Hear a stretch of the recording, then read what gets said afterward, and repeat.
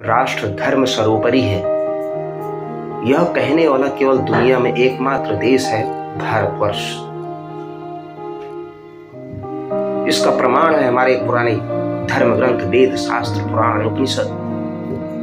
दुनिया के किसी भी देश में आपको ऐसा नहीं मिलेगा जो भारतवर्ष के धर्म ग्रंथों में मिलता है। दुनिया के किसी भी पंथ मजहब संप्रदाय में कहीं भी कुछ नहीं मिलेगा जो हमारे भारत के इस सनातन वैदिक परंपरा में हमारे वेद पुराण इसकी गवाही देते हैं।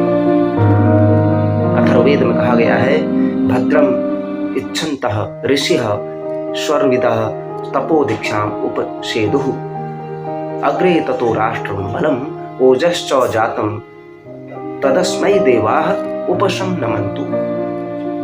हमारे जो आत्मज्ञानी ऋषि थे, उन्होंने जगत का कल्याण करने की इच्छा से सृष्टि के प्रारंभ से ही जो दीक्षा ली थी, जो तप किया था, तपो साधना की थी, उससे यह राष्ट्र का निर्माण हुआ है।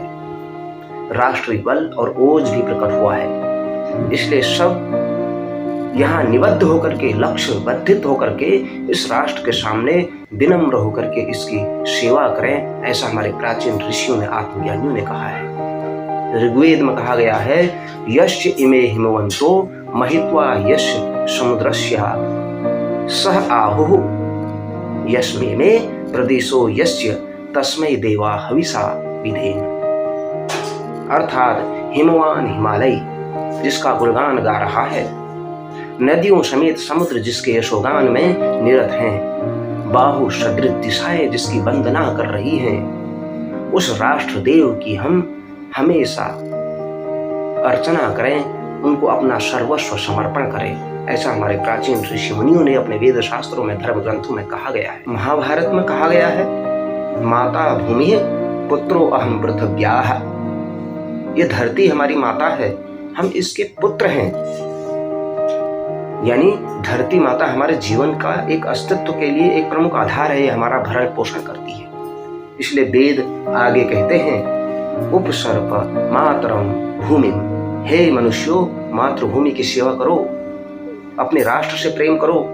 राष्ट्र के साथ द्रोह करना धर्म के साथ द्रोह करना जैसा ही है। देश के प्रति इस तरह निष्ठा रखो, अपनी मातृभूमि के प्रति ऐसी श्रद्धा व प्रेम भाव रखें, और ऐसे भाव केवल और केवल हमारे सनातन वैदिक धर्म ही प्रकट करते हैं। अन्य किसी भी देश के मत पंथ मजहब कहीं पर भी राष्ट्र भक्ति के लिए केवल 2 शब्द भी नजर नहीं आते हैं। ऋग्वेद कहता है, उग्रा ही कृष्ण मातरः। देशभक्त सचमुच में तेजस्वी होते हैं, महान होते हैं। और आगे कहा गया है ऋग्वेद में, अधिश्रियोदधिरे कृष्ण मातरः। पृथ्वी को माता मानने वाले देशभक्त सम्मान के पात्र हैं, पूजनीय है, वंदनीय है, अभिनंदनीय है। प्रकाश में ज्ञान वाले ऋषियों ने सृष्टि के आरंभ से में लोक कल्याण की इच्छा करते हुए जो दीक्षा ली, जो तप किया, उस राष्ट्र बल और ओज की उत्पत्ति भी इन्हीं के तपो साधना से। और इस राष्ट्र के लिए देवगण भी अवतीर्ण हुए इस राष्ट्र में, उनका अवतार हुआ समय समय पर। और यहाँ के प्रबुद्ध जन जो इस देश की उपासना करते हैं, वो हमेशा उपासना करें, ये हमारे शास्त्रों में कहा गया है। वंदे नितराम भारत वसुधाम दिव्य हिमालय गंगा यमुना सरयो कृष्ण शोभित सरसाम।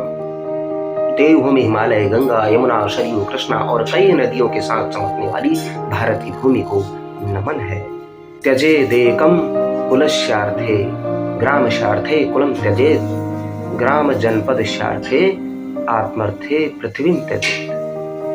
कुल के हितार्थ एक का त्याग करना, गांव के हितार्थ कुल का त्याग करना, और देश के हितार्थ गांव का, और आत्म कल्याण के लिए इस पृथ्वी का त्याग कर लेना चाहिए। गायन्ति देवाः किल गीतकानि धन्यास्तु ये भारत भूमि भागे, स्वर्गापवर्गा स्पद हेतु भूते भवन्ति भूय पुरुषाः सुरत्वात्।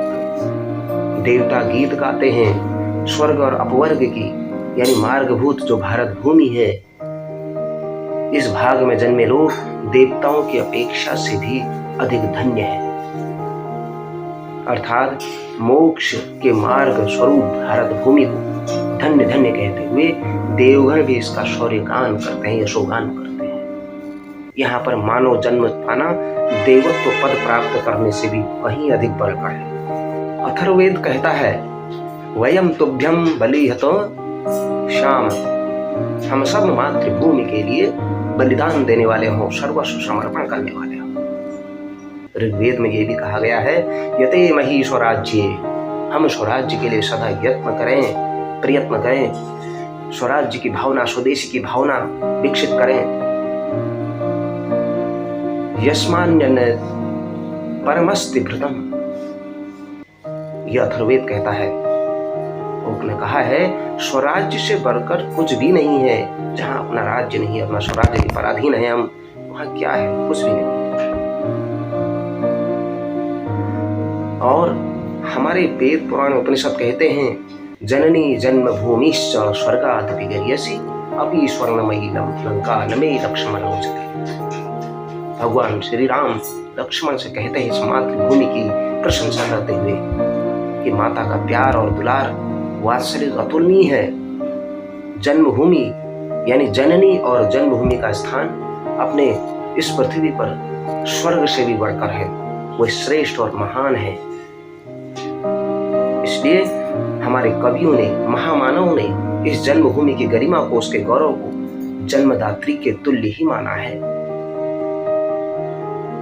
वह जननी जन्मभूमि जिस प्रकार अपने बच्चों को, माता अपने बच्चों को जन्म देती है, उनका लालन पालन करती है, अनेकों कष्टों को सहन करती है, हमारा उनके पास लगाव स्वाभाविक ही अपने आप ही हो जाता है। जिस प्रकार एक माता अपने बच्चों को जन्म देती है तथा उनका लालन पालन करती है, अनेकों कष्टों को सहते हुए भी बालक की खुशी के लिए अपने सुखों का परित्याग करने में जरा सी भी हिचकिचाती नहीं है, इस प्रकार जन्मभूमि जन्मदात्री की भांति ही अनाज उत्पन्न करती है। ये जो हमारी जन्मभूमि है, हमारी माता, धरती माता है, वह अनेक प्राकृतिक विपदाओं को झेलते हुए भी अपने बच्चों का लालन पालन करती है। वे लोग जिन्होंने अपने देश तथा अपने जन्मभूमि से प्यार नहीं है, वे चाहे ईश्वर ईश्वर चिल्लाते हों, लेकिन उनमें सच्ची मानवीय संवेदनाएं हो ही नहीं सकती। जो मातृभक्त नहीं है, देशभक्त नहीं है, वह ईश्वर का भी भक्त नहीं हो सकता, वह पाखंडी हो सकता है। केवल ईश्वर की रट लगाए बैठे हुए लोग राष्ट्र के लिए जो नहीं विचारता है, उसका ईश्वर के लिए रट लगाना अनर्थ है, बेकार है। इसलिए राष्ट्र सर्वोपरि है। राष्ट्र बचेगा तो हमारा देश धर्म बचेगा, और देश धर्म बचेगा तब हम अपने इस ईश्वर की उपासना, आराधना करने के लिए सक्षम हो पाएंगे। हिमालयम समारभ्य यावत इंदु सरोवरम तब देवन निर्मितम देशम हिंदुस्तान प्रचक्षते। कैसा देश है हमारा! हिमालय पर्वत से शुरू होकर हिंद महासागर तक फैला हुआ है, ईश्वर निर्मित देश है, इसीलिए इसको हिंदुस्तान कहते हैं।